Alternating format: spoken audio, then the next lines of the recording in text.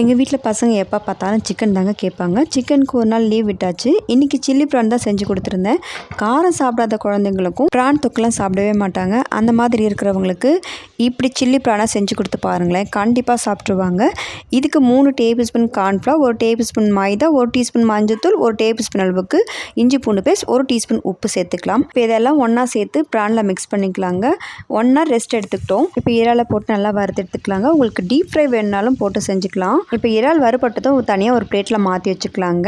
அதே பேனில் 2 பொடியாக நறுக்கின வெங்காயம், 4 பச்சை மிளகாய் சேர்த்து வதக்கிக்கலாம்.